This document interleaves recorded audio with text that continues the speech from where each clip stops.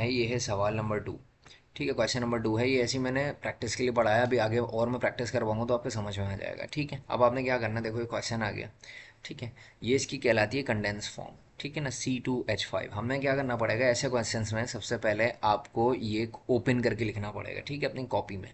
तो आप इसको ओपन करोगे तो कुछ इस तरीके से दिखेगा। देखो C2H5, 3 और 2 को प्लस करोगे हो जाएगा 5। तो ये कुछ इस तरीके से दिख रहा था, मैंने इसको ओपन कर दिया। अब क्या है, वही पुरानी चीज़, सबसे पहला रूल, सेलेक्ट लॉन्गेस्ट चेन। तो अब देखो, अगर मैं इसकी लॉन्गेस्ट चेन इसकी सिलेक्ट करता हूँ तो होगा क्या कि ये बैंड सिलेक्ट होगी। क्यों, ये देखो, अगर मैं स्ट्रेट करता हूँ तो 1 2 3 3 कार्बन आ रहे हैं, लेकिन अगर मैं बैंड करता हूँ 1 2 3 4 तो देखो 4 कार्बन आ रहे हैं। ठीक है, यहाँ से भी 4 आ रहे हैं, वहाँ से भी 4 आ रहे हैं। तो हमें क्या करना पड़ेगा, बैंड चेन सिलेक्ट करनी पड़ेगी, जैसा कि मैंने आपको रूल्स में बताया था। मैं आपको दिखा देता हूँ। देखें, लिखा हुआ select longest continuous chain of carbon atoms, it may be straight और बैंड। ये स्ट्रेट भी हो सकती है और बैंड भी हो सकती है, इसमें कोई मसले की बात नहीं है। ठीक है, तो मैंने आपको दिखा दिया। अब हम आगे चलते हैं। ये मैंने ओपन करके लिखा था इसको। ठीक, तो अब क्या करना है, आपने कार्बन की काउंटिंग करनी है। तो जब आप कभी भी ये लॉन्गेस्ट चेन सिलेक्ट कर लेंगे तो क्या होगा, जो बाहर वाला कार्बन है वो क्या कहलाएगा, अल्काइल कहलाएगा। तो ये रहा अल्काइल। अल्काइल में पहला कार्बन है तो हो गया मिथाइल। ठीक है जी, अगर 2 कार्बन होते तो क्या हो जाता है, इथाइल।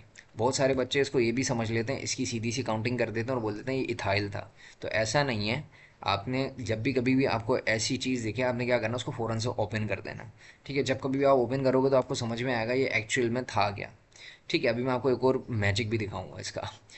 ये 4 कार्बन हो गए। ठीक है, तो आपने क्या करना है, इसके ऊपर काउंटिंग करनी है। काउंटिंग वहाँ से करनी है जैसे अल्काइल ब्रांच करीब हो। तो अगर मैं वहाँ से करता हूँ 1 2 3 तो देखो तीसरे पर पड़ रहा है, तीसरे पर इसकी मिथाइल की पोजीशन आ रही है। लेकिन अगर मैं यहाँ से करता हूँ तो दूसरे पर आएगा 1 2।